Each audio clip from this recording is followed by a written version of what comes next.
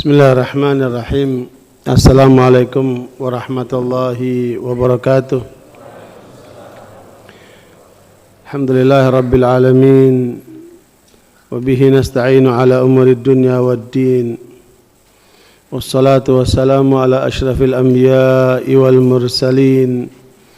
Nabiyina Muhammadin wa ala alihi wa sahbihi ajma'in. يا أيها الذين آمنوا اتقوا الله حق تقاته ولا تموتن إلا وأنتم مسلمون سبحانك لا علم لنا إلا ما علمتنا إنك أنت العليم الحكيم. أما بعد, Bapak Ibu jamaah kaum muslimin rahimani wa rahimakumullah. Tema kita malam hari ini adalah dakwah kekuatan kita. Banyak orang yang punya pandangan untuk melakukan perubahan dalam kehidupan manusia, tapi pandangan-pandangan itu lebih kepada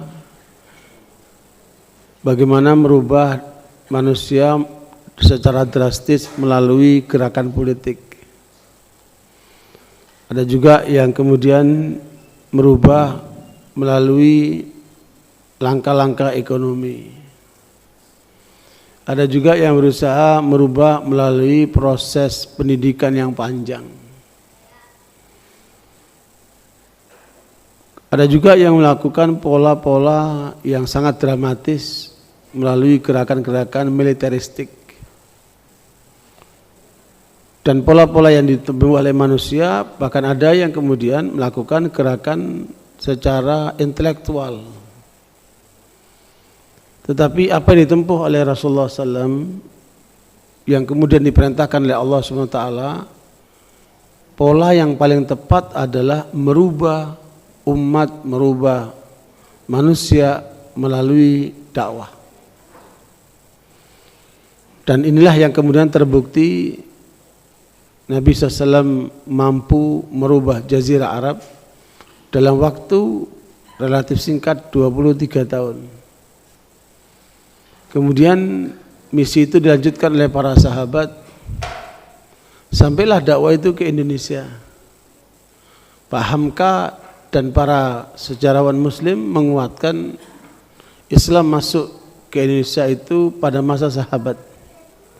Apakah itu pada masa sahabat Utsman ibn Affan atau minimal pada masa sahabat Muawiyah radhiyallahu anhu, karena waktu itu terjadi perkembangan perkapalan yang luar biasa sehingga mereka melaksanakan perjalanan ke Tiongkok melalui Indonesia.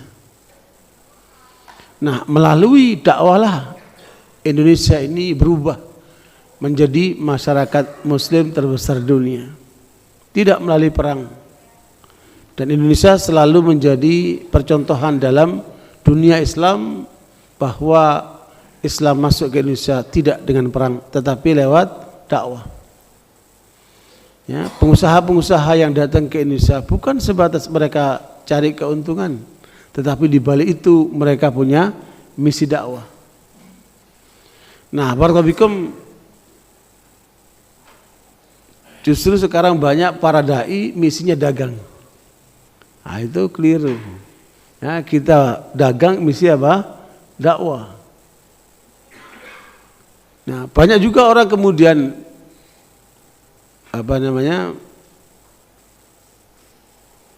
berdakwah tapi tujuannya politik. Ada yang kemudian berpolitik untuk dakwah. Makanya dakwah itu adalah jalan yang terbaik yang oleh Allah diperintahkan kepada Nabi Muhammad SAW. Apa yang terjadi sekalian? Ini apa?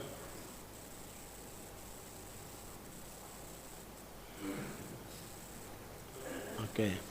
Nah, barakallahu fikum sekalian, saya akan merujuk kepada ayat di dalam surat Yusuf ayat 108. Surat Yusuf ayat 108, a'udzubillahi minasyaitonir rajim. Qul hadhihi sabili ad'u ila Allahi ala basiratin ana wa man ittaba'ani. Wa subhanallahi wa ma ana minal musyrikin.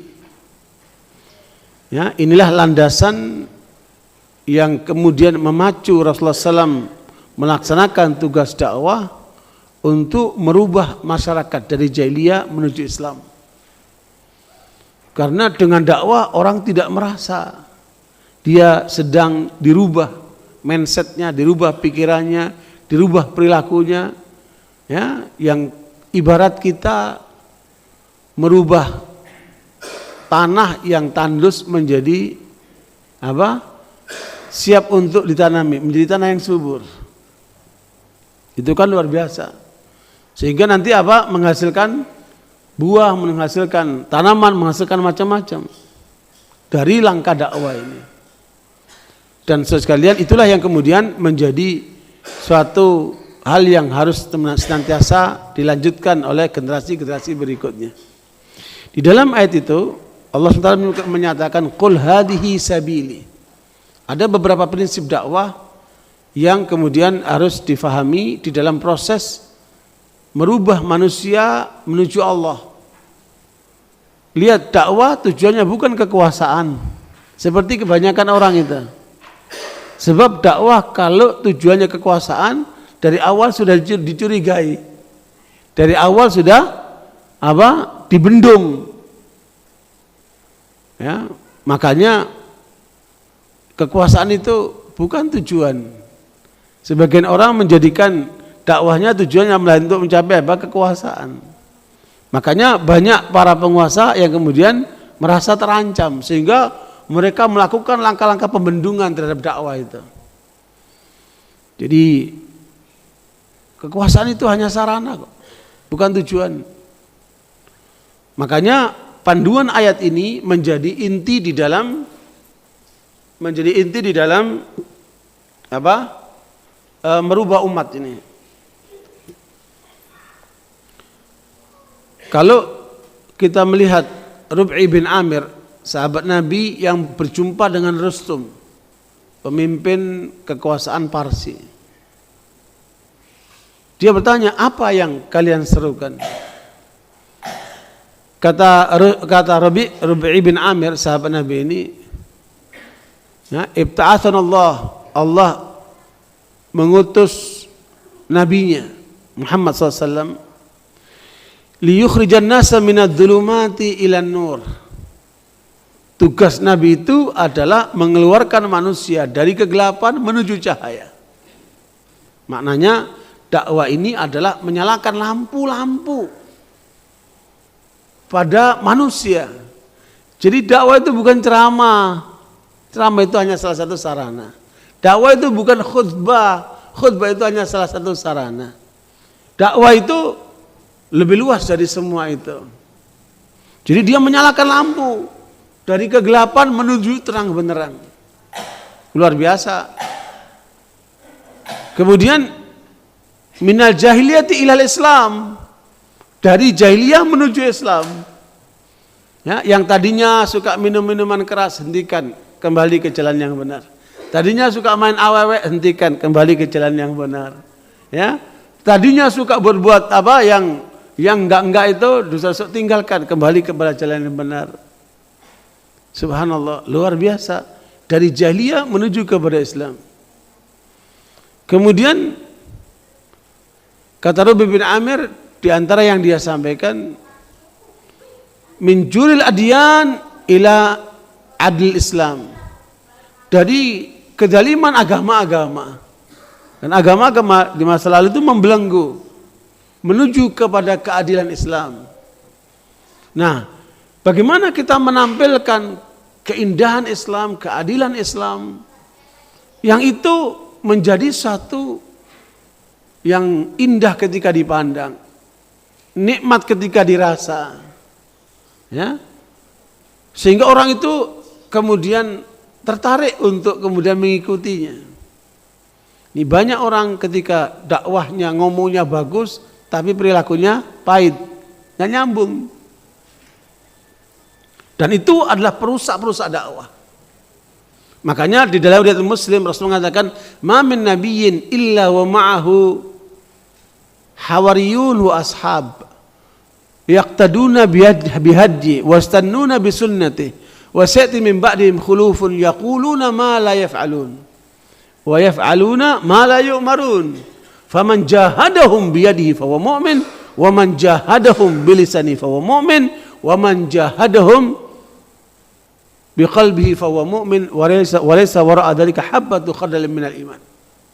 Di dalam Muslim ini Rasul mengatakan tidak ada seorang nabi pun kecuali akan disertai pengikut-pengikut setia, sahabat-sahabat yang mendampinginya, di mana mereka mengikuti petunjuk Nabi itu, menjalankan sunnah Nabi itu. Tetapi akan terjadi generasi-generasi berikutnya, mereka bicara apa yang tidak mereka perbuat. Nah, ini gangguan dakwah di sini nih. Kita lihat banyak para dai kalau ngomong Islam berbusa-busa, tapi ketika lihat praktek kehidupannya ngelepeh kita. Ya, antara ucapan dan perbuatan tidak nyambung. Dia nyuruh orang bersedekah, tapi dia nggak sedekah. Dia nyuruh orang untuk kemudian mendidik anaknya, tapi dia nggak mendidik anaknya. Ya, dia nyuruh orang untuk ngaji Quran, tapi dia nggak ngaji. Dan seterusnya dan seterusnya. Ini ada kesenjangan antara ucapan dan perbuatan. Justru ini akan menjadi penghalang dakwah, bahkan perusak dakwah. Sehingga karenanya kita menghadapi banyak masalah dengan orang-orang seperti ini, karena mengecewakan banyak pihak. Makanya saya ketika di Australia pada saat orang-orang bule itu masuk Islam, saya selalu ingatkan, jangan kamu masuk Islam karena kamu melihat perilaku baik orang Muslim. Kamu masuk Islam karena kamu yakin bahwa ajaran Islam itulah yang the best. Sebab kalau kamu melihat perilaku orang Islam, nanti kamu bakal kecewa. Karena banyak orang mengaku Islam tapi tidak sesuai dengan ajaran Islamnya. Namanya Muhammad, namanya Hasan, namanya Fatimah, namanya Aisyah, tapi otaknya otak barat. Perilakunya perilaku bukan perilaku Islam. Sangat menyedihkan. Nah, makanya ini yang harus diperbaiki ini untuk menjadi kekuatan dakwah. Nabi sudah mengingatkan akan terjadi generasi yang seperti ini. Antara ucapan dan perbuatan tidak sebanding lurus. Yang parah lagi, wa yaf'aluna ma la yu'marun. Mereka berbuat apa yang tidak diajarkan. Seperti orang-orang Syiah itu. Orang Syiah mengaku Islam. Mereka nanti tanggal 23 akan mengadakan peringatan 10 Asyura, 10 Muharram. Dari mana ajarannya itu? Nabi nggak pernah mengajarkan seperti itu, mukul-mukul badan, nangis-nangis. Udah ribuan tahun masih nangis-nangis terus tuh orang. Yang diambil emosi masanya itu. Ya, udah selesai lah. Dianya udah di surga insya Allah seperti dijanjikan oleh Rasulullah SAW. Kok masih ditangisin? Untuk apa dia nangisin? Bahkan mereka saya berdarah-darah itu. Majnun. Ya. Nabi tidak pernah mengajarkan seperti itu. Justru Nabi mengajarkan sebelum Muharram kalian berpuasa. Karena itu akan mengampunkan dosa kalian setahun yang lalu. Jalankan sunnah puasa. Bukan malah mukul-mukul badan. Nangis-nangis kayak gitu, teriak-teriak kayak gitu. Histeris dan sebagainya. Ngarang ini. Wa yaf'aluna ma la yu'marun. Mereka berbuat apa yang tidak mereka diajarkan, tidak diperintahkan. Inilah gangguan dakwah yang paling berat sekalian. Berbuat apa yang tidak sesuai dengan, berbicara tidak sesuai dengan perbuatan, dan kedua adalah berbuat yang tidak diajarkan. Apa kata Rasulullah? Faman jahadahum biyadihi fahuwa mu'min. Siapa yang berjihad dengan orang-orang seperti itu dengan tangannya, maka orang itu adalah mujahid. Orang-orang itu harus ditegur, harus diperingatkan, ya, harus dihentikan dengan tangan kayak, dengan kekuasaan kayak, karena itu merusak. Itu wasiat Nabi itu. Wa man jahadahum bilisani fa huwa mu'min. Paling tidak kalau kamu nggak kuat dengan tanganmu, maka dengan lisanmu. Tegur mereka, ingatkan mereka, nasihati mereka. Waman jahadahum biqalbi fa huwa mu'min. Kalau nggak mampu dengan lisan, minimal ditolak dengan kalbunya. Gimana sih itu orang ustadz kok ngerokok? Nah itu kan, itu celah besar, celah besar. Jangan mengganggu orang. Lihat sendiri dia, itu kan ganggu orang, semua orang itu keracunan sama dia. Nah ini kan muskil itu. Ya, karena itu sekalian, ini gangguan-gangguan dakwah ini. Makanya kita ini, kekuatan kita di dakwah sekalian. Saya baru pulang dari Turki beberapa minggu yang lalu. Saya ikut forum internasional pendidikan Islam, yang mereka sedang berpikir bagaimana pendidikan Islam di tingkat internasional itu mampu bersaing dengan lembaga-lembaga internasional yang lainnya. Tapi saya sempatkan, saya tinggal di markasnya Badi'uz Zaman Said Nursi. Itu markasnya pembaharu Turki. Saya ingin tahu lebih dalam, mengapa Turki bertahan, umatnya itu kenapa bisa bertahan padahal mereka dirusak habis-habisan oleh sekularisme, ya, oleh kaum kufar dari barat yang di belakangnya kaum Yahudi itu, demi untuk mereka bisa meraih menguasai Palestina, karena dulu Palestina di bawah wilayah Turki Utsmani. Badi'uz Zaman tahun 1908, dia lahir tahun 1877. Ya, tidak ada ulama yang berani menghadapi orang ini, karena orang ini selain ilmunya dalam, cerdas, dan jago berdebat. Ulama di masa itu tidak ada yang berani menghadapi dia. Sampai didatangkan Syekhul Azhar, ulama besar Al-Azhar, Bakhit Al-Muti'i. Terjadi perdebatan di Hagia Sophia. Hagia Sophia itu, ya, gereja tertua Romawi di Istanbul yang jatuh ke tangan umat Islam. Ya, saya kemarin ke sana masih lihat itu gambar Bunda Maria, nggak dihilangkan, supaya orang tahu bahwa ini adalah dulu merupakan kebesaran dari kaum Nasara, tapi jatuh ke tangan umat Islam. Terjadi perdebatan antara Badi'uz Zaman Mujaddid Turki ini dengan Syekhul Azhar Bakhit Al-Muti'i. Kata Badi'uz Zaman, lihat kata-kata yang sangat dalam.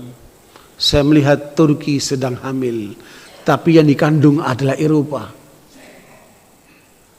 Tetapi saya melihat Eropa mengandung, tetapi kandungannya adalah Islam. Cakep banget. Dan itu jauh sekali, masa itu loh.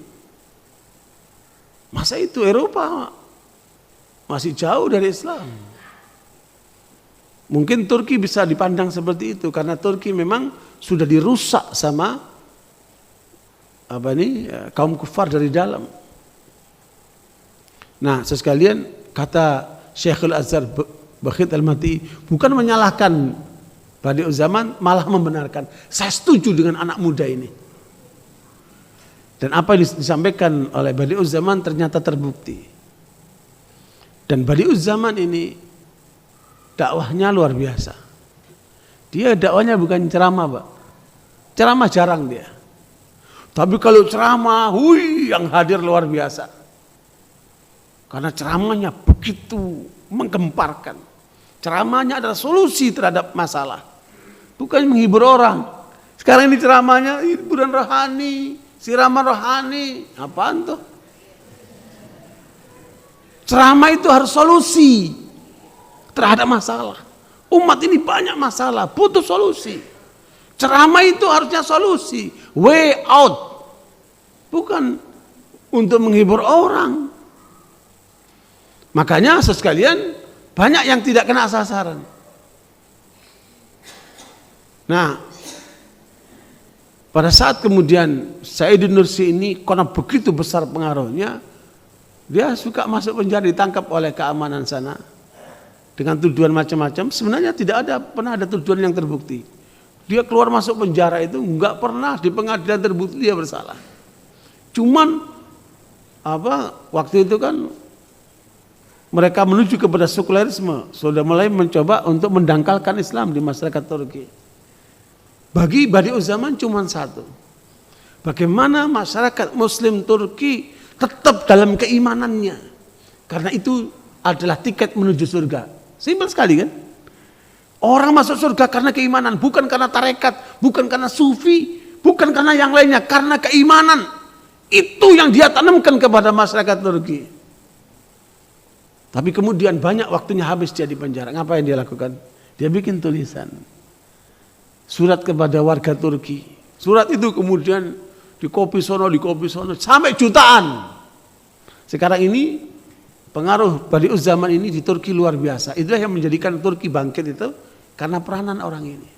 Orangnya sudah meninggal tahun 1960 sudah meninggal dia.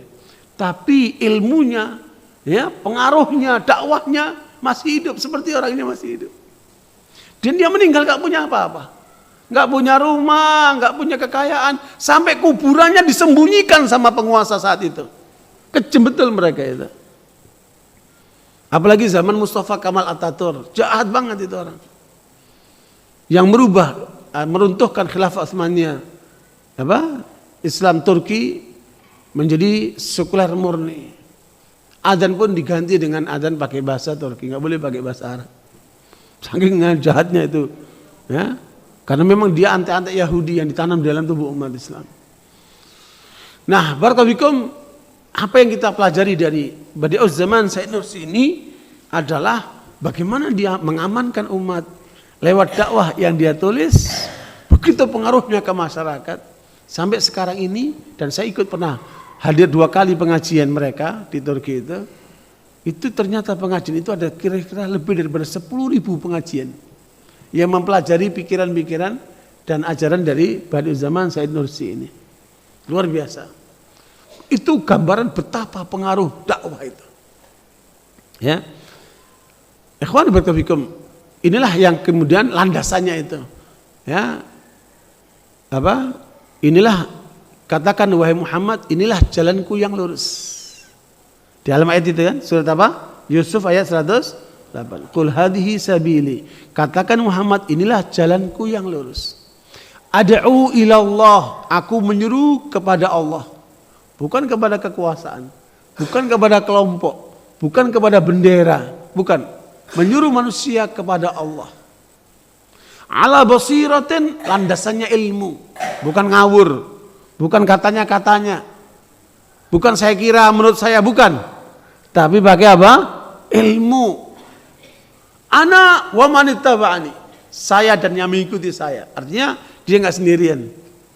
Ya. Subhanallah, maka suci Allah, harus langsung melanjutkan dengan apa? Selalu di arah tauhid, di atas pondasi tauhid. Wa ma'ana minal musyrikin, deklarasi menolak segala bentuk kemusyrikan. Ya, menolak segala bentuk kebatilan. Nah, pola inilah yang kemudian diterapkan oleh Rasulullah dalam proses merubah umat manusia. So, sekalian, makanya dakwah itu secara bahasa nampak situ ya. Ya, kita lihat dakwah secara bahasa adalah memanggil atau menyeru, mengajak orang. Secara Islam ya, upaya-upaya yang sistematis dalam rangka mengajak manusia mengimani kepada Allah dan beriltizam kepadanya. Makanya sebenarnya istilah agama Allah itu, agama itu bahasa yang kita gunakan terpaksa karena tidak ada bahasa lain. Ya. Kalau kita lihat Al-Quran adalah din. Inna dina indallah al-Islam. Din itu artinya way of life. Agama tidak menggambarkan way of life. Makanya agama Kristen, agama Hindu, agama Buddha, agama Yahudi itu hanya perangkat untuk etika saja. Tapi Islam way of life. Makanya kita gunakan agama Allah. Ya, maknanya ini terkait dengan aturan Allah. Ad-din arti yang sebenarnya adalah at-ta'ah, ketaatan. Ad-din artinya apa? Ketaatan. Makanya kita mengajak orang ke jalan Allah supaya mereka taat kepada Allah dalam seluruh aspek kehidupannya. Ya. Nah, ini apa namanya? Maksudnya syariahnya atau landasan dasar dari apa namanya? Dalil untuk berdakwah itu. Ini Yang pertama tadi saya sebutkan, nanti kita akan lebih dalami kalau ada waktu. An-Nahl 125 apa? Ud'u ila sabili rabbika bil hikmati wal mau'izatil hasanati wajadilhum billati ahsan. Nah, faltakum minkum ummatun yad'una ilal khair dan seterusnya. Saya kira kita sudah paham itu. Sekarang kita berbicara tentang urgensi dakwah. Ya. Kalau kita sadari dakwah ini menjadi penting untuk merubah keadaan. Makanya dakwah itu intinya apa? Mempengaruhi, Pak. Mempengaruhi orang yang tadinya pasif menjadi aktif, yang aktif menjadi proaktif. Yang tadinya aco tak aco supaya malas ke masjid, supaya ke masjid. Ya kan? Yang udah ke masjid supaya mengajak anak apa? Istrinya, anaknya, keluarganya untuk ke masjid. Nanti ngajak temennya, terus ngajak, terus ini tetangganya, terus. Jadi efektivitas seseorang sampai meluas ke sekian banyak orang. Semakin nilai cahaya kebenaran dalam diri orang itu kuat, semakin besar pengaruhnya kepada orang lain. Nah, yang kata Rubi' bin Amir yang belum saya ungkapkan tadi apa? Ya, linukhrijan nasa min dhiqid dunya ila sa'atil akhirah. Di antara misi dakwah adalah melepaskan manusia dari sempitnya dunia menuju luasnya akhirat. Makanya orang yang berdakwah itu melihat ke depan, itu melihat jauh. Karena apa yang dia lakukan adalah penyelamatan. Antum bisa bayangkan kalau ada seorang yang kemudian jatuh ke sungai atau jatuh ke kolam renang, dia nggak bisa renang. Kita bisa renang. Melihat kalau nggak ditolong mati dia. Kemudian kita celup, kita angkat dia, selamat dia. Apa yang Bapak rasakan, Ibu rasakan? Senang. Kenapa? Menyelamatkan nyawa manusia. Baru sebatas nyawa yang ada di kandung badan itu kita selamatkan. Kita bahagia. Kenapa? Menyelamatkan manusia. Orang yang diselamatkan selalu bilang apa? Engkau telah menyelamatkan nyawaku. Aku berhutang budi kepadamu. Bayangkan, dai itu nggak sampai orang muntah-muntah. Ngajak dia, ayo ke masjid, ayo ngaji, ayo berbuat baik. Bukan untuk si dai, untuk orang yang diajak. Jangan salah. Ketika saya mendorong Bapak, ayo kita bersedekah, kita dukung pesantren ini atau kelompok yang menangani anak-anak yatim dan sebagainya. Bukan saya yang diuntungkan, tapi Bapak yang diuntungkan. Dengan Bapak kemudian memberikan bantuan karena termotivasi saya sama saya, sehingga Bapak membantu. Untuk siapa? Untuk Bapak sendiri. Karena itu simpanannya pada apa? Kebaikan kita. Makanya sebenarnya dai itu nggak butuh sama orang. Karena dai itu sebenarnya memberikan kebaikan untuk orang itu. Sehingga karenanya pengaruh dai ini luar biasa. Apalagi ketika orang itu menunjukkan eksistensi dirinya sesuai dengan yang didakwahkan. Berarti ada dakwah bil qaul, ada dakwah bil hal. Dakwah dengan ucapan dan dakwah dengan perbuatan. Apa bedanya? Apa bedanya? Dalam bahasa Arab itu disebutkan, sekali Anda berbuat lebih baik daripada Anda 1000 kali berbicara. Bapak Ibu lihat anaknya minum tangan kiri. Ya, nggak benar itu kan? Bapak Ibu pegang tangannya, minum tangan kanan, pegangin tangan kanan, terus dia minum. Itu nggak pakai bicara, langsung pegang, suruh minum tangan kanan. Ini anak itu nggak pernah lupa. Kenapa langsung dipraktek? Tangan kanan, sampai 1000 kali.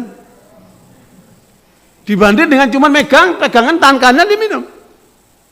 Daripada cuma teriak, ayo bangun subuh. Ya Allah, pegang tangannya, ayo ke masjid, datun. Gitu caranya itu. Jauh lebih efektif daripada ngomong terus. Bapak Ibu kan sama anaknya, kasih terusak. Justru kesannya malah kurang baik. Nah, Barakallahu, mari kita lihat urgensi dakwah ini. Memahami risalah dakwah. Tadi itu, risalah dakwah adalah bentuk penyelamatan manusia. Apa risalah dakwah ini? Saya ingin menggambarkan dikit. Bagaimana tulisnya? Supaya tahu ini saya Islam.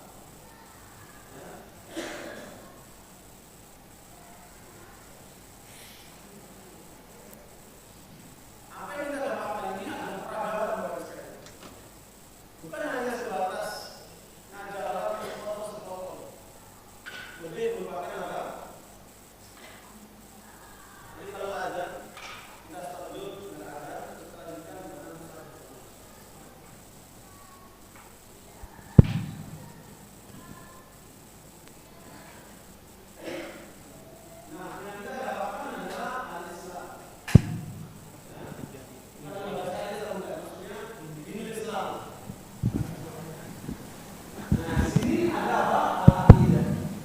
kita ajak manusia kepada tauhid. Akidah atau apa? Tauhid. Kembalikan kepada Allah. Karena dakwah kita bukan untuk kekuasaan, bukan untuk mengumpulkan dana, bukan untuk memperbanyak pengikut, bukan. Ajak manusia ke arah Allah. Itu penting. Sehingga orang tidak tersinggung, sehingga orang tidak merasa terancam. Kalau dakwah kita mengajak kepada Allah, tauhid, baru supaya orang apa? Mengikuti syariat, mengikuti aturan Allah. Ya, supaya dia sholat, supaya dia puasa, supaya zakat, supaya dia mencari halal, supaya terus nanti kita lihat bawahnya. Baru kemudian ajarkan mereka untuk berakhlak. Ya. Bagaimana hablum minan nas? Bagaimana seorang anak hormat sama orang tuanya, menyayangi anaknya, ya, dan seterusnya. Akhlak ini, dan sekalian ini adalah satu rangkaian. Kalau bahasa Al-Quran itu ibarat satu pohon. Ini akarnya, ini pohonnya menjulang ke atas, ini adalah buahnya. Seperti pohon kurma. Seperti apa? Pohon kurma. Ya, begitu kokohnya pohon kurma itu, mau angin, mau hujan, mau panas, dia tegar. Itulah gambaran orang mukmin. Dia tidak mudah tumbang. Punya masalah dikit pusing, enggak. Ya, dia tegar. Inilah gambaran orang mukmin. Tetapi kemudian yang sering kemudian banyak masalah di sini nih. Syariahnya hanya terkait dengan masalah fikih. Fikih dalam arti yang sempit. Hanya tentang ubudiyah saja. Padahal di situ ada pertama an-nizam al-usari. Bagaimana mengurus tatanan keluarga yang benar. Karena masyarakat komponen terkecilnya adalah keluarga. Ini diatur sedemikian rupa sehingga keluarga menjadi kokoh. Ini kita lihat kita banyak yang rapuh. Ya, karena apa? Otak banyak orang yang penting cari fulus. Yang penting saya ngasih uang buat anak saya. Saya memenuhi kebutuhan anak saya. Anakmu gak butuh cuma uang. Anakmu itu butuh pendidikan, butuh perhatian, butuh macam-macam. Termasuk butuh contoh dari perilakumu yang baik. Ini aturan rumah tangga. Kemudian ada namanya an-nizam al-istimai. Apa itu? Hah? Aturan sosial. Ya, bagaimana hubungan satu sama lain itu menjadi satu tatanan masyarakat yang ada kooperatif satu sama lain. Jadi kooperasi itu Pak, aslinya itu adalah gerakan sosial untuk membantu yang lemah, yang kuat memperhatikan yang lemah mendukung yang kuat. Itu saling satu kekuatan. Tapi sama Yahudi dibikin bisnis, maka hilang rohnya kooperasi itu. Orang hanya mencari keuntungan saja dengan nama kooperasi itu. Kemudian di situ ada an-nizam, an-nizam apa itu? As-siyasi. Ada tatanan politik. Luar biasa. Dakwah di tingkat politik itu luar biasa. Saya kemarin dialog dengan profesor-profesor. Salah satu diantaranya ada mantan menteri. Enak banget kalau dialog sama orang pintar itu. Kita dialog luar biasa. Mereka politikus semuanya. Tapi kita tunjukkan betapa nilai Islam itu. Mereka manggut-manggut luar biasa. Kesimpulannya apa? Saya tarik dari pengalaman orang-orang hebat ini. Ternyata orang-orang Islam yang terjun di politik itu, kelemahan terbesar adalah lemah hubungan dengan Allah. Itu penting itu. Mereka tidak tahajud malam. Mereka sholat asal-asalan. Itu pengalaman dari tokoh-tokoh ini, orang-orang hebat ini. Mereka orang-orang hebat semuanya. Tapi ambil pelajaran. Subhanallah. Nah ini harus koreksi nih. Dalam tatanan politik rupanya perlu dakwah yang gencar juga di tengah mereka itu. Karena mereka itu butuh oase. Butuh apa? Seperti air yang bisa memberikan kesegaran buat mereka. Ada lagi yang keempat, ada namanya an-nizam al-qadai. Aturan apa? Peradilan. Ya. Bapak Ibu kalau dengar dialog di ILC, ya, itu profesor-profesor itu dalam pembicaraannya kayak nggak punya ilmu, tidak ilmiah. Profesor bilang goblok, lo ya apa goblok itu ilmiah dari mana cerita? Emosional. Lah profesor-profesor kayak begini, saya bilang ini orang-orang bingung semua ini. Kenapa? Nggak ada landasannya, Pak. Kalau dikembalikan manusia kepada pikirannya, tidak ada sepakat kita. Makanya lihat pembicaraan mereka, tidak ada satupun masalah yang mereka sepakati dan tidak bisa disimpulkan. Kenapa? Masing-masing punya pandangan. Tapi kalau kita bicara Islam, ada landasannya. Qurannya begini, hadisnya begini, dan itu mutlak. Adapun pendapat manusia relatif. Subhanallah, indah betul Islam. Sampai saya mengatakan sama kawan-kawan Miumi, kita harus bikin acara seperti ILC itu, tapi yang kita tampilkan indahnya Islam ini. Bukan cuma dalam ceramah. Kita sampaikan di dalam pandangan-pandangan, ide-ide. Untuk kemudian merubah masyarakat. Mereka sangat butuh itu. Tetapi maklum, kita belum punya media seperti itu. Ya sudahlah, sesuai dengan kemampuan. Jadi, kita lihat sekarang peradilan agama ini semakin berkembang luar biasa. Ya, ada kemudian yang kelima adalah an-nizam al-iqtisadi. Aturan yang terkait dengan apa? Dengan masalah ekonomi. Ya, apalagi seperti sekarang ini sebenarnya negara kita butuh dukungan untuk apa? Akselerasi masalah ekonomi karena kita mengalami down. Lumayan kemarin dibantu sama Raja Salman. Ya, untuk supaya menahan dolar. Kalau enggak, dolar menembus 17.000. Di akhir tahun akan menembus 17.000. Karena bantuan Raja Salman bisa turun sampai 13.000 berapa itu. Ikhwan fillah, kita butuh ini. Makanya terus terang dakwah kita ini masih apa? Kalau lautan itu masih di pantai. Kita belum menengah sana. Padahal kita butuh menengah sana itu. Ternyata saya temukan ketika saya bicara sama sahabat Profesor Jalal yang ahli tentang kelautan itu. Ya, dan beberapa ilmuwan lah itu.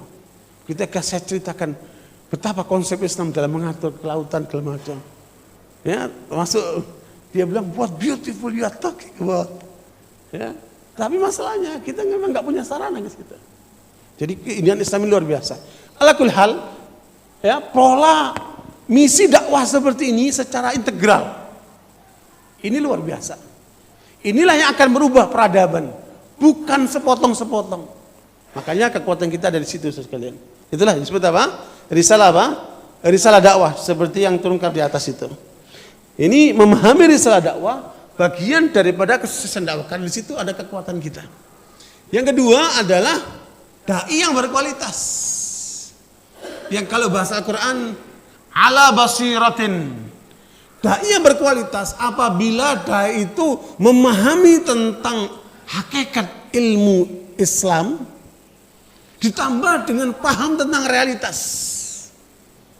Ya, dai yang mempunyai wawasan seperti ini, dia akan mencerahkan di mana saja dia berada.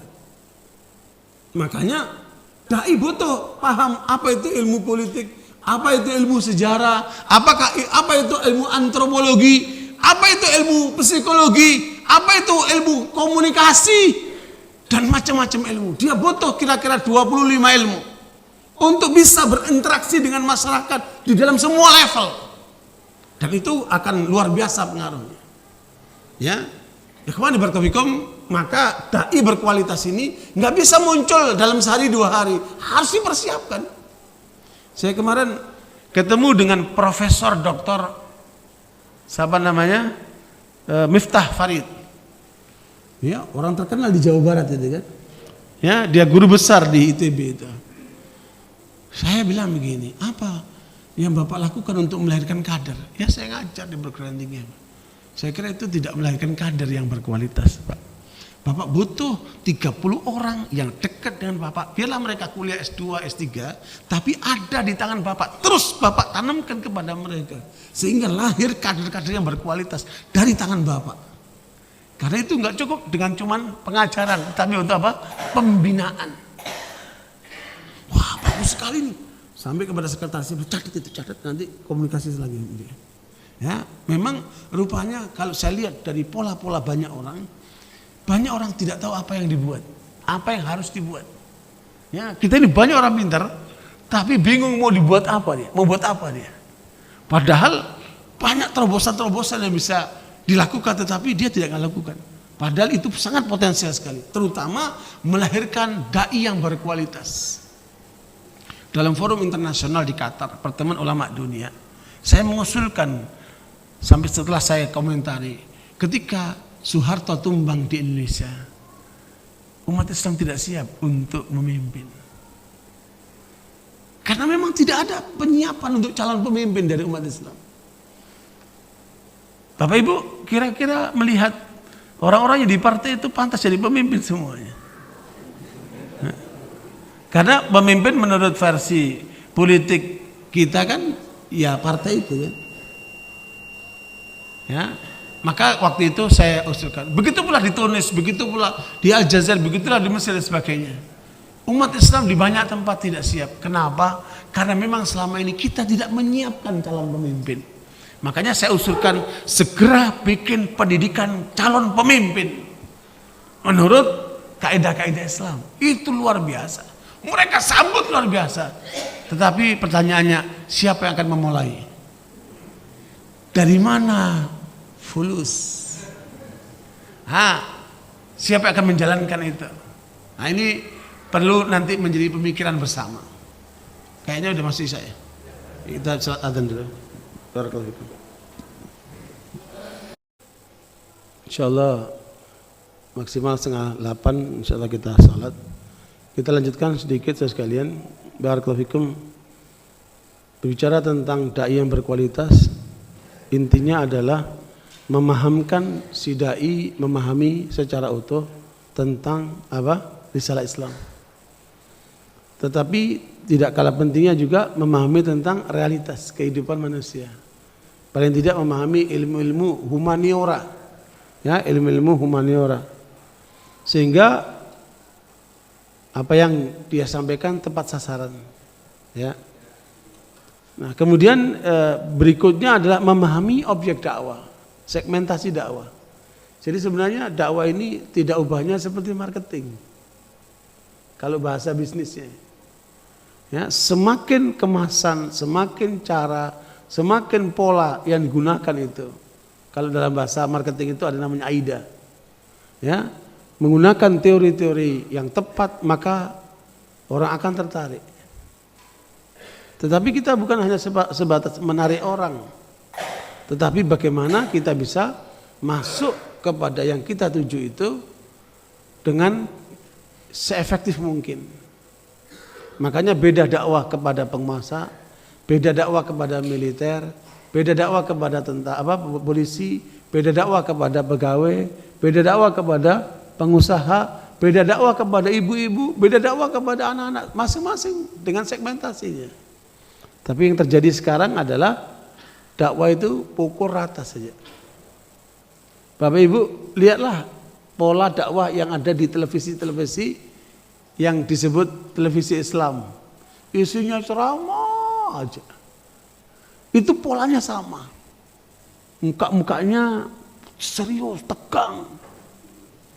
Ya. Kayak tidak menggambarkan keceriaan. Subhanallah.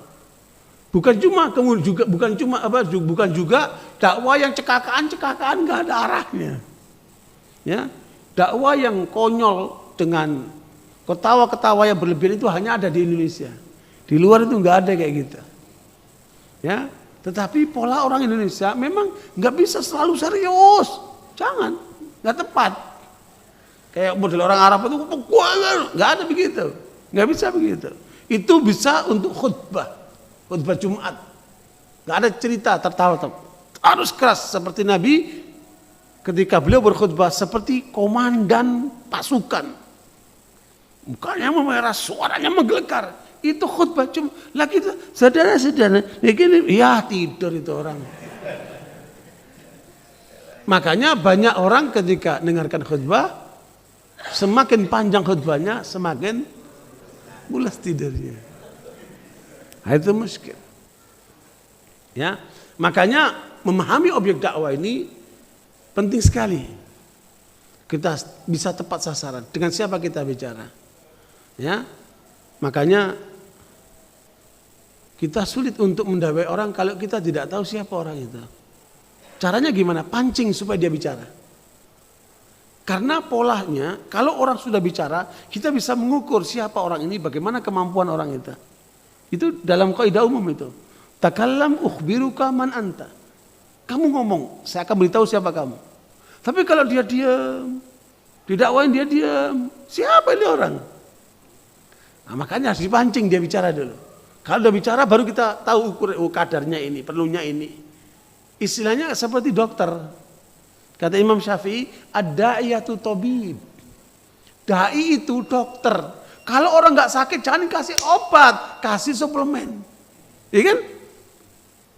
Kalau orang itu penyakitnya ringan, jangan dikasih obat yang keras, kasih kadar sesuai dengan porsinya.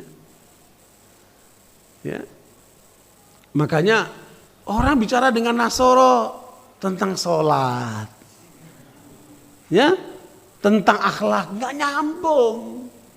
Bicara dengan non-muslim itu konsentrasi pada ketuhanan, tauhid. Nah, seringkali kita yaitu karena tidak tepat sasaran tadi itu. Akhirnya tenaga kita banyak tapi tidak maksimal hasilnya. Ya, terus terang saja masih kita memahami dakwah itu ceramah. Ya, umat kita ini sekarang ini butuh solusi. Makanya harusnya ceramah itu sudah mulai dikurangi, action yang harus kemudian diperbanyak. Saya berkunjung ke Mesir itu di lembaga Al-Jam'iyah Asy-Syar'iyyah wal Islah. Lembaga ini dipimpin oleh doktor yang punya 2 doktor. Dia doktor kimia, tapi dia doktor dari Al-Azhar juga, syariah. Hebat itu. Dia ilmuwan, dia ulama juga. Dalam diri seorang ini. Saya dialog banyak sama dia. Apa yang dia lakukan? Dia menyatukan semua ulama dengan versi masing-masing. Kalau kita memangnya ada Muhammadiyah, ada NU, ada Paris, itu disatukan sama dia. Tidak lagi membicara konsep, kita bicara kerja. Apa yang dibutuhkan umat, kita turun semuanya. Cuman bedanya mereka ulama banyak yang tua-tua. Persis seperti itu kita bikin di Indonesia namanya MIUMI. Tapi rata-rata anak-anak muda. Gabungan dari semua komponen. Dari semua ormas, semua komponen, cara berpikir, cara beribadah, background yang beda-beda. Tapi kemudian kita disatukan untuk bagaimana membawa Indonesia yang lebih beradab. Makanya sekalian, apa yang kita lihat di Mesir itu cukup berhasil. Meskipun mereka orang tua-tua, tapi mereka bijak. Mereka turun ke lapangan tanpa membicarakan perbedaan. Cakep banget. Kita belum melihat ada gerakan ulama di kita di sini. Barangkali itu perlu menjadi inspirasi juga. Makanya memahami objek dakwah bagian daripada keberhasilan dakwah. Ya. Itu yang ketiga. Karena ini kekuatan kita sekalian. Kemudian yang keempat, memahami metode dakwah. Metode dakwah ini berarti kan bagaimana kita meyakinkan orang. Dan itu yang berlaku adalah ilmu komunikasi. Ilmu komunikasi itu landasannya adalah harus rekreatif ya. Ada unsur rekreasinya, jangan terlalu tegang. Kemudian ada unsur edukatifnya, ada pendidikannya tapi tidak menggurui. Ya. Ada unsur inovatifnya, mungkin dengan media, dengan segala macam cara ya. Itu banyak bisa dilakukan. Ada unsur persuasifnya, memberikan dorongan sama orang tapi dia nggak merasa. Dia berikan dengan cerita, dengan apa. Ada cara-cara persuasif. Dan macam-macam metode-metode yang bisa kita lakukan untuk supaya dakwah itu sampai kepada orang itu tanpa orang itu merasa digurui, merasa diajari, merasa didikte dan seterusnya, seperti itu. Jadi thariqah dakwah ini coba antum lihat bagaimana Nabi ketika tertangkapnya Thumamah bin Utsal. Thumamah bin Utsal ini adalah pemimpin dari bangsa Yamamah. Suplai logistik ke Mekah itu semua lewat Yamamah. Pemimpinnya adalah Thumamah bin Utsal ini, ketangkep dia. Oleh Nabi dia diperlakukan beda dengan pasukan yang tertangkap lainnya, dengan tawan lainnya. Ya, lihat cara Nabi. Dia di mana diikat dalam masjid. Di masjid Nabi itu ada tiang, dia diikat di situ sebagai tawanan. Dan diperlakukan secara manusiawi. Bahkan Nabi kalau masuk masjid mau mimpin sholat itu selalu melewati Thumamah sambil menegur, bagaimana keadaanmu Thumamah? Siapa Nabi ini? Utusan Allah, manusia terhormat. Menegur si tawanan itu. Kata Thumamah, kalau kamu membunuh aku, darahku akan menuntut kamu dari rakyatku. Kalau engkau bebaskan aku dengan dana berapa, kami akan bayar. Ya, semua pola untuk dia supaya lepas dari dibebaskan itu dia lakukan.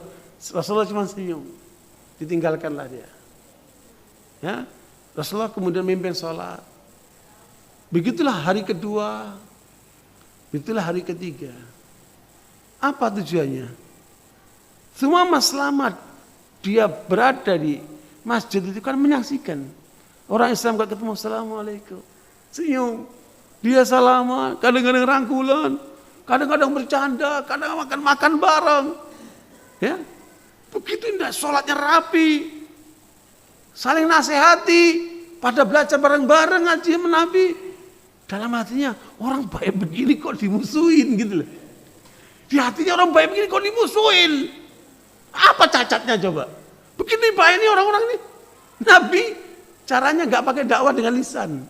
Dia disuruh menyaksikan saja. Hari ketiga oleh Nabi diperintahkan suruh melepaskan Thumamah. Lepaskan Thumamah. Dilepaskan ikatannya, kamu pulang. Kamu bebas. Kamu gak perlu nebus. Kamu gak perlu khawatir. Kamu pulang, kamu bebas. Udah, kamu gak tertawan sekarang, kamu pulang bebas. Padahal berapa orang Islam yang sudah dibunuh sama Thumamah ini. Karena dia pasukan termasuk komandannya ini. Tetapi dakwah Nabi menusuk ke jantung hatinya itu. Dia bukan pulang. Dia ke kamar mandi, dia wudu, dia mandi, datang masuk Islam. Hanya cukup 3 hari. Kan luar biasa itu. Ikhwani barakafikum. Inilah pola Nabi di dalam merubah orang dengan apa yang bisa dilihat. Dengan fakta yang mereka saksikan. Nah, kita ini seringkali antara ucapan kemudian keluar sana udah beda semua nih. Ya, antara ucapan dengan realitasnya nggak nyambung gitu loh. Makanya ini perlu kita perbanyak dakwah bilhalnya. Kata orang bule, tell me then I will forget. Kalau kamu cerita, saya bakal lupa. Apalagi umur-umur segini, nggak nyatet lagi. Ya, sudah dipastikan lah. Bakal lewat. Ya. Alhamdulillah kalau masih pulang, ceritain sama anaknya, masih nyambung ke anaknya, bukan di bapaknya nih. Bukan anaknya nyambung itu. Ya, Tell me, then I will forget. Itu yang ada dalam peristiwa orang barat. Show me, then I will remember. Tunjukkan, nanti aku ingat. Ya. And let's do it, then I never forget. Buktikan, saya nggak bakal lupa. Subhanallah.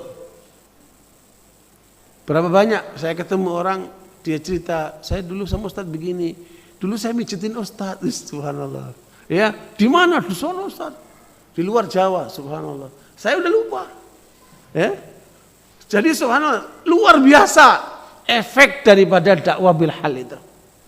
Nah, barakallahu, ini masalah cara berdakwah, dan itu sangat variatif, sangat variatif. Bisa lewat tulisan, bisa lewat ceramah, bisa lewat turun langsung ke lapangan, ya, kunjungin orang-orang yang membutuhkan dan lain sebagainya. Satu kali Umar bin Khattab radhiyallahu anhu menyaksikan Abu Bakar kalau habis subuh bus ngilang dia oleh Umar, dan dia khalifah. Oleh Umar diikuti, kemana nih Abu Bakar? Diikuti dari jauh sampai dia masuk ke tenda dia. Masuk ke tenda itu, dia tungguin. Ngapain nih orang di tenda itu? Ini khalifah loh ini. Setelah selesai rupanya Abu Bakar keluar, Umar masuk. Assalamualaikum. Mau tahu apa yang ada di dalam tenda itu? Assalamualaikum. Ternyata, waalaikumsalam. Di situ ada ibu tua dengan anaknya masih kecil-kecil. Kemudian Umar bertanya, ibu ini siapa? Kami orang miskin, aku sudah nggak bisa melihat. Tapi anak-anakku ini masih kecil, belum bisa mandiri. Terus siapa yang ngasih makan dan mengurusi keluarga ibu? Itu tadi bapak tadi itu. Itu tadi bapak tadi itu. Siapa itu, Bu? Nggak tahu. Subhanallah. Inilah yang bapak perlu jawab. Rizki bapak mendatangi bapak atau bapak mengejar rizki? Perhatikan pertanyaannya. Rizki mengejar bapak atau bapak mengejar rizki? Saya balik lagi. Mati mengejar bapak atau bapak mengejar mati? Nah, kalau mati jelas itu. Tapi kalau rizki terus ragu-ragu dia. Ya, karena memang pola manusia yang ada di benaknya ngejar rizki terus. Padahal rizki yang mengejar kita. Nahnu narzuqukum wa iyyahum. Kami yang berikan rizki kepadamu dan anak-anakmu itu. Ada ibu mengatakan, aduh suamiku meninggal, anakku masih kecil-kecil, nanti siapa yang ngasih makan? Ibu yang ngasih makan selama ini siapa? Suamimu. Nah, lupa dia. Lupa dia. Jangan lupa rizkimu mendatangimu, Bapak Ibu sekalian. Ini buktinya Bapak Ibu ini, dia buta, dia anaknya masih kecil. Ada orang datang yang ngurusin dia. Siapa itu, Bu? Nggak tahu. Bapak itu yang setiap hari dia bersihin rumah, dia nyiapin makanan buat anak-anak. Ya, dia cuciin. Subhanallah. Kata Umar, nangis dia. Engkau telah membuat susah orang setelahmu, wahai Abu Bakar. Ini dakwah ini. Makanya kata Rasulullah, surga itu ada 8 pintu. Ya, Abu Bakar masuk dari semua pintu. Tidak ada harta yang begitu berarti dalam dakwahku seperti hartanya Abu Bakar, kata Rasulullah. Luar biasa Abu Bakar itu kan. Abu Bakar yang begitu hebat, dibenci sama Syiah, dicaci maki sama Syiah. Memang dasar Syiah itu brengsek. Orang sebaik itu caci maki. Yang mendampingi Rasulullah SAW. Sampai wafatnya pun disamping Rasulullah SAW. Dicaci maki oleh mereka. Ya, walhasil begitulah keadaannya. Memahami tujuan hadaf dakwah. Memahami tujuan atau hadaf dakwah ini penting. Untuk apa kita berdakwah? Kata Rasulullah, aku datang kepada kalian seperti seseorang yang melihat kalian sedang rame-rame menuju api. Aku datang untuk menghalau kalian, jangan ke situ, nanti kamu hancur. Jadi memang misi penyelamatan, saudara sekalian. Misi penyelamatan. Lihat itu, yang namanya pegawai pemadam kebakaran, terhormat banget kan? Kemanusiaannya kan menyelamatkan orang, memadamkan api. Dai itu jauh lebih hebat dari itu. Ini memadamkan bahaya hawa nafsu. Memadamkan bahaya kekafiran, kemunafikan, kejahatan. Dia selamatkan itu. Supaya orang mengarah ke jalan yang benar. Kata Allah dalam satu ayat ringkasan, syara'a lakum minad dini ma wassa bihi Nuha walladzi auhayna ilaika wa ma wassayna bi Ibrahim wa Musa wa Isa an aqimud dina wa la tatafarraqu fihi. Allah telah mensyariatkan kepada utusan pertama Rasul Nabi Nuh alaihissalam. Terakhir Nabi Muhammad penutup seluruh para nabi dan rasul. Di tengah itu ada Nabi Ibrahim, Musa dan Isa. Inilah yang dikenal dengan ulul azmi. Manusia-manusia terbaik di zaman seluruh umat manusia ini sekalian. Apa yang mereka laksanakan atas perintah Allah? An aqimud dina, tegakkan din ini. Bukan raih kekuasaan, bukan kuasai umat, bukan cari kekayaan yang banyak, bukan. Tegakkan din ini. Orang kalau diajak menegakkan din, nggak ada orang tersinggung. Tidak ada orang terancam. Ya, tapi kalau sudah terkait dengan kekuasaan, dengan proyek, dengan apa, itu sudah mulai rebutan. Pasti ada yang tersinggung, pasti ada yang merasa terancam, sehingga mereka bergerak untuk menangkal. Makanya, ya, ketika ulama-ulama di Mesir itu mulai dipenjarai, mulai ini, mereka mengatakan nahnu du'at la khudat. Kami para dai bukan sebagai hakim. Hakim itu suka memutuskan ya. Kalau dai itu bukan pola memutuskan, dia memotivasi. Makanya di Indonesia itu yang paling laku apa? Motivator. Ya, karena banyak orang yang jiwanya lemah perlu dimotivasi. Ya. Seorang motivator di Indonesia itu bisa 1 jam 70 juta, Pak. Ya. Dan itu dibutuhkan di mana-mana untuk memberikan motivasi. Itu pun hanya sebatas kesuksesan duniawi. Yang diajarkan oleh motivator, bagaimana Anda meraih kesuksesan duniawi kalau dai meraih kesuksesan duniawi dan ukhrawi, coba itu kan. Ya, tapi ya itulah dai banyak nggak bernilai. Ya, subhanallah. Padahal mereka ini motivator-motivator yang hebat. Ya, tetapi itulah yang terjadi dalam kehidupan manusia. Makanya tujuan kita tegakkan din dan jangan bercerai-berai. Satukan umat, rangkul semuanya. Ibarat Pak ya, kalau kita melihat orang sakit, kita dokter, lihat orang sakit, dia kena kanker atau kena penyakit apa, ya, penyakitnya kita obatin, orangnya kita sayangi, bukan? Ya, penyakitnya kita obati, orangnya kita sayangi. Ini orang banyak berpenyakit nih, yang kena ajaran Syiah lah, yang kena Ahmadiyah lah, yang kena syirik, yang murtad lah, itu penyakit semua. Kita obati penyakitnya, tapi sayangi orangnya. Seperti kita menjadi dokter, kita obati penyakitnya, jangan orangnya ditonjokin. Ya, gara-gara kamu kenapa? Apa namanya? Kanker, orangnya ditonjok, jangan dong. Dokter nggak waras tuh. Makanya obati penyakitnya, sayangi orangnya. Dakwah ini pandangan kasih sayang, Bapak Ibu sekalian. Kita memandang dengan pandangan kasih sayang. Inna rahmatullahi qaribun minal muhsinin. Ala kulli hal. Saya terkenal katanya galak terhadap Syiah. Saya diundang ke satu perusahaan, ternyata di situ kepala bidang dakwanya Syiah.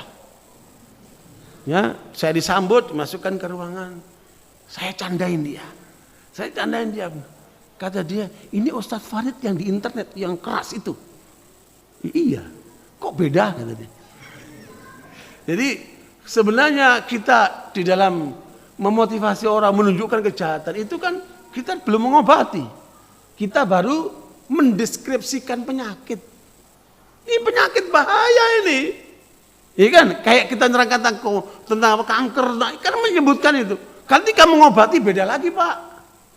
Ya, orang kalau mau benar jangan dimarahin. Rangkul dia. Subhanallah, obatin dia. Jadi luar biasa mendakwah ini. Ya. Nah, kemudian mengetahui tantangan-tantangan dan sebuah dakwah. Saya buat kesimpulan itu untuk memudahkan Bapak Ibu paham. Ya. Insyaallah kita tutup. tantangan kita sekarang ini. Ringkas sekali. Hakikat dakwah yang dibawa oleh Rasulullah selalu membawa Islam, mengataskan membawa misi Islam. Islam di atas nih. Al-Islamu ya'lu wa la yu'la alaih. Menyuarakan Islam, bukan bendera, bukan golongan, bukan kelompok, bukan partai, yang selalu disatukan Islam, Islam, Islam. Kemudian diangkat oleh personal, oleh dai, oleh pejuang, oleh pioner, oleh pembawa misi Islam. Dia menyuarakan Islam terus. Inilah yang dilaksanakan Rasulullah terhadap para sahabat. Ditanamkan luar biasa. Tetapi didukung dengan dunia. Ya, tetap butuh logistik, Pak. Didukung dengan dunia. Inilah pola yang benar. Sehingga tidak ada fanatisme. Tidak ada pengelompokan. Tidak ada menyudutkan orang lain. Tidak ada sama sekali. Inilah pola yang seharusnya. Tetapi terjadi pergeseran. Ya, orang yang di depan. Menurut bapak ini, menurut profesor ini, menurut dokter ini. Bapak lihat, Muhammadiyah selalu dikaitkan dengan Syekh Ahmad Dahlan. Bicara NU selalu dikaitkan dengan Hadratus Syekh Hashim Asy'ari. Bicara Al-Irsyad dikaitkan dengan Syekh Ahmad Surkati. Begitulah seterusnya. Hampir kita lihat semua dakwah dengan komunitas-komunitas yang ada itu selalu mengedepankan personal. Ada nanti pengkultusan itu. Mau sadar atau tidak terjadilah pengkultusan. Ya, untuk orang yang berilmu mungkin nggak sampai pengkultusan, tetapi orang-orang di bawahnya akan melakukan itu. Makanya pola ini adalah pola pergeseran. Bukan Islam yang diutamakan, tapi orang. Kalau orang ini, ulama ini, kiai ini pasti benar. Siapa bisa memastikan? Ya bukan Nabi. Jaminan surga pun tidak punya dia. Jaminan surga pun tidak punya dia. Ya kan? Yang dijamin surga oleh Rasulullah 10 orang. Tapi itulah yang terjadi pengkultusan. Ya, Syekh Abdul Qadir Jailani, Syekh Fulan. Ini masalah. Ibnu Taimiyah begini. Orang per orang yang dimasalahkan. Masalah ini. Terjadilah pengkultusan di sini. Pakai nama Islam. Tapi yang terjadi sudah terjadi pergeseran. Bukan Islam ya di atas. Lebih parah lagi yang ketiga. Yang dikejar dunia. Bagaimana meraih kekuasaan? Bagaimana mencapai pengikut yang paling banyak? Bagaimana bisa mengumpulkan sekian juta KTP? Ya. Nah, ini sudah dunia, pragmatisme. Yang dikejar dunia. Ya. Dia pakai nama Islam, Mbak. Oleh orang-orang itu pakai nama Islam, Mbak. Makanya ini sudah politisasi Islam. Jadi makanya kalau sudah masuk saat kampanye, suara Islam itu bergemuruh, Pak. Kenapa? Untuk mendukung ini, Pak. Subhanallah. Jadi memang kualitas kita rendah sekali. Nah, kita harus balikkan ke sini. Polanya harus kita balikkan ke sini. Kalau kita ingin merubah keadaan, ya, kita ingin melihat Islam ini indah. Kita lagi mencoba dapat tawaran 100 hektar tanah di wilayah Pekanbaru, sedang kita rancang supaya menjadi proyek percontohan. Dakwah itu bukan cuma ngomong, kita akan bikin di situ ada Islamic Center, di situ ada pasar halal, di situ ada lembaga pendidikan, di situ ada rumah sakit, ya, di situ ada rumah dari mulai yang paling murah sampai paling mahal. Silakan orang sesuai dengan kemampuannya. Tapi orang merasakan ketika masuk di situ dia merasa Islami. Tapi bukan tujuannya untuk hanya sebatas duniawi. Ya, mudah-mudahan ini bisa menjadi proyek percontohan ke depan. Karena terus terang saja masyarakat kita 95% nonton. Ya, makanya kalau ceramah-ceramah itu hanya akan menyentuh kira-kira 5%. Maknanya kalau seluruh wilayah yang ada di perumahan persadaran perumahan sini, bapak-bapak ibu paling tidak 5%. Ya, selebihnya enggak nonton. Apalagi bicara yang main, Pak. Yang nonton aja 5%, yang main berapa? Ya, Bapak Ibu setelah mendengarkan ceramah ini, Apakah menjadi penonton sama atau akan menjadi pemain? Kalau menjadi pemain berarti tergerak untuk melakukan langkah-langkah. Di Harvard University dilakukan penelitian terhadap 100 mahasiswa mereka. Harvard University terkenal sebagai lembaga internasional untuk menghasilkan para ahli di bidang keduniaan. Ya, manajemen dan bisnis. Dari 100 orang itu dilakukan pertanyaan, apa yang kalian akan lakukan apa yang kalian ingin raih dalam 10 tahun ke depan? Jawaban mereka rata-rata, kami ingin sukses dan kaya raya. Itu jawaban mereka, logis. Oke, setelah 10 tahun, mereka evaluasi apa hasilnya. Ternyata 10 orang merancang apa yang harus dilakukan 10 tahun itu. Minggu ini apa, bulan ini apa, tahun ini apa, tahun ini. Sampai 10 tahun dia merancang secara tertulis. 90% hanya ada di benaknya saja. Saya mau begini, saya mau begini, saya begini. Setelah 10 tahun, 10 orang yang merancang dengan tertulis itu menghasilkan kekayaan 97%. Sementara yang 90 orang itu hanya meraih 3%. Kenapa? Dia tidak merancang secara apa? Serius. Nah, saya berharap bapak-bapak, ibu menjadi yang 10 orang tadi itu. Cobalah merancang untuk dakwah Islam ke depan. Saya datang ke Bali, saya ingin lihat sebagai kelompok minoritas muslim, apa yang dilakukan oleh umat Islam di sana. Dan apa tantangan umat Islam. Saya seminggu di sana. Dari mulai Buleleng sampai Denpasar. Seminggu saya di sana. Saya bukan cuma cerita, saya ketemu dengan tokoh-tokoh. Saya ingin tahu apa masalah umat Islam di Bali. Ternyata saya temukan ada 120 perda yang membelenggu umat Islam di sana. Kemudian saya selalu tanya kepada tokoh-tokoh, apa yang kalian akan lakukan ke depan? Pertanyaan yang paling mendasar saya tanya, siapa yang merancang dakwah di Bali ini? Tidak ketemu jawabannya. Jelas bangunan ini pasti ada merancang. Tapi masih bangunan nih. Bagaimana dengan programnya? Bagaimana kemudian masjid yang begini hebat bisa melahirkan kader-kader rijal tadi itu untuk membawa Islam dan fasilitas dunia ini hanya bagian bawah itu, ya kan? Kita tinggal bagaimana yang bagian 2 ke atas itu. Nah, ini perlu dirancang. Silakan merancang. Bukan hanya sebatas pendengar setia, kemudian selesai. Coba kita berpikir ke depan. Paling tidak anak-anakku harus membawa misi Islam. Luar biasa itu. Punya semangat. Minimal itu kan. Baru kemudian dirancang dengan baik. Dan itu yang akan merubah keadaan. Nah, itulah kemudian tantangan dakwah kita sekitar itu. Meskipun kalau dirinci akan banyak untuk lain waktu. Kemudian mengatur semua ini dengan manajemen dakwah. Jadi manajemen itu bukan untuk masalah keuangan, bukan untuk masalah perusahaan. Dakwah ini perlu dimanage juga, Pak.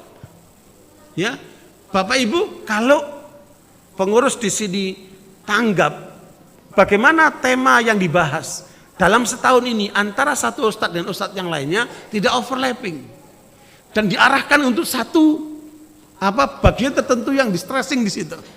Ada prioritas yang diutamakan. Ingin kita capai apa dalam setahun ini? Maka seluruh tema-tema kajian mengarah ke sana. Bukan terserah ustadz aja. Nah, itu merancang namanya. Harus dirancang itu. Apa yang kita inginkan dalam setahun ke depan ini? 5 tahun ke depan, 10 tahun ke depan. Saya yakin kalau kita merancang dengan baik, maka kita akan berubah. Saya banyak ngisi di perusahaan Jepang. Saya lihat mereka maju kenapa? Setiap personal orang Jepang itu untuk 1 tahun ke depan, mereka sudah merancang dengan budgetnya. Untuk perusahaan mereka sampai 10 tahun merancang dengan budgetnya. Kita minggu ke depan apa? Wallahu a'lam. Terserah takdir aja deh. Ya, ini yang bikin kita nggak maju. Kemarin kita ketemu sama Profesor Mufti yang berkunjung berkali-kali ke Korea Selatan. Mengapa mereka maju? Padahal beda merdekanya Korea Selatan dengan kita cuma 2 hari. Mereka tanggal 15, kita tanggal 17. Tapi kenapa mereka begitu maju? Kemudian kita tidak semaju mereka. Itu diteliti sama Profesor Mufti. Mungkin satu kali bisa diundang ke sini. Barangkali itu sekalian bahwa kita punya power yang namanya dakwah, tetapi ini belum dimaksimalkan. Ya, mudah-mudahan ini sekedar menggelitik saja untuk kemudian coba kita merancang, merenung. Saya yakin Bapak Ibu ada orang-orang hebat semuanya. Ya, makanya saya bicara sesuatu yang memang cocok untuk Bapak Ibu sekalian. supaya berbuat sesuatu ke depan. Dan itulah jawaban kita semua di depan Allah SWT. Apa yang sudah Anda buat untuk Islam? Silakan dijawab sendiri. Ya, apa yang sudah Anda buat untuk Islam, nanti silakan dijawab sendiri dalam praktek, bukan cerita. Ya, silakan Bapak praktekkan sendiri. Pada kali itu sebelum menutup mungkin ada 5 menit. Kayaknya, iya, oke, silakan. Mau menambah, mau mengkritik, mau apa, bertanya silakan. Terbuka. Ustaz, mendengar ceramah dari Ustaz, saya jadi bingung Ustaz.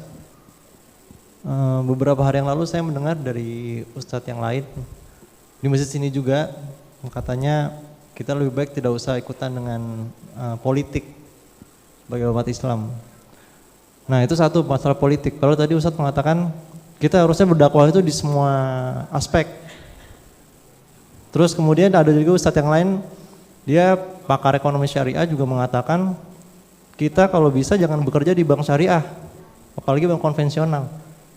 Katanya seperti itu. Nah, tapi saya malah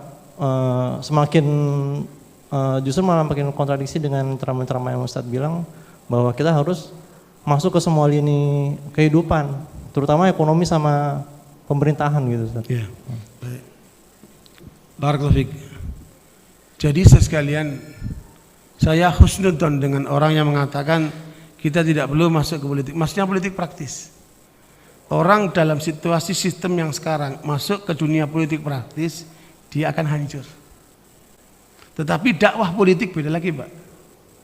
Ya, orang-orang yang di tingkat politik itu di elitis harus didakwahin supaya mereka membawa misi dakwah, supaya mereka melakukan perubahan. Kalau dibiarkan, Bapak akan jadi korban. Kebijakan-kebijakan mereka, keputusan mereka itu akan justru akan merugikan Bapak, merugikan Islam. Karena inti Islam itu kemaslahatan. Islam adalah tujuannya untuk mensejahterakan manusia dunia akhirat.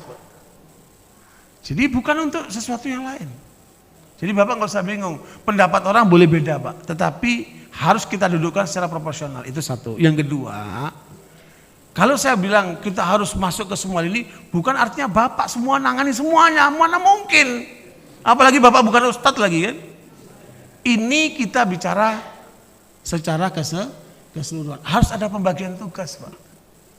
Ya, harus ada pembagian tugas. Ada yang terjun di dunia dakwah di kalangan politikus, ada yang terjun di bidang ekonomi, tetapi ada koordinasi. Jadi kalau kita mau nangani semuanya, kita nggak dapat semuanya, Pak. Itu prinsip. Kalau kita ingin semuanya, kita nggak dapat semuanya, Pak. Tapi ini pembicaraan ini secara konseptual integral. Baru kemudian nanti akan melakukan tugas-tugas yang dibagi sesuai dengan potensi dan kemampuan masing-masing. Gitu. Jadi kalau ada orang-orang yang pesimistis, ngapain kerja di bank syariah, apalagi bank konvensional, itu orang pesimistis. Pertanyaannya sama dia, apa yang sudah kamu lakukan? Solusinya apa? Saya tahu ada beberapa dokter ekonomi, dia kecam itu bank-bank syariah. Tapi dia sendiri gak punya solusi. Udahlah jangan ngomong kamu teori melulu. Mereka sudah berbuat. Bukan berarti mereka gak ada salah. Mungkin oknum. Tapi kalau kamu ingin perbaiki mereka. Dari segi kebijakan ketemu sana dengan DSN, Dewan Syariah Nasional. Apa sih yang di DSN? Kamu punya kemampuan, coba luruskan di tengah mereka. Itu juga para pakar. Makanya masalah umat tidak bisa dengan saling salah menyalahkan. Tetapi yang bisa dilakukan adalah koreksi satu sama lain, melengkapi satu sama lain, dan koordinatif, komunikatif. Dengan cara itu Bapak insya Allah nggak bingung. Bapak malah akan melihat satu keindahan dalam satu kebersamaan. Ketika Bapak main bola, itu kan one team, Pak. Kalau Bapak ego sendiri mau bawa bola sendiri, mati di jalanan Bapak mati di di lapangan, Pak. Giring aja sendiri, nggak usah ngerjain lain. Itu namanya bunuh diri. Tapi orang yang cerdas, lihat itu pemain dia banyak ngoper dia. Karena itu akan menyimpan tenaga, menyimpan napas. Lah ini mau dikirim semuanya, nggak mungkin. Udahlah nggak mungkin. Makanya Allah mengatakan ana wa manittaba'ani. Saya dan yang mengikuti saya, kata Rasulullah.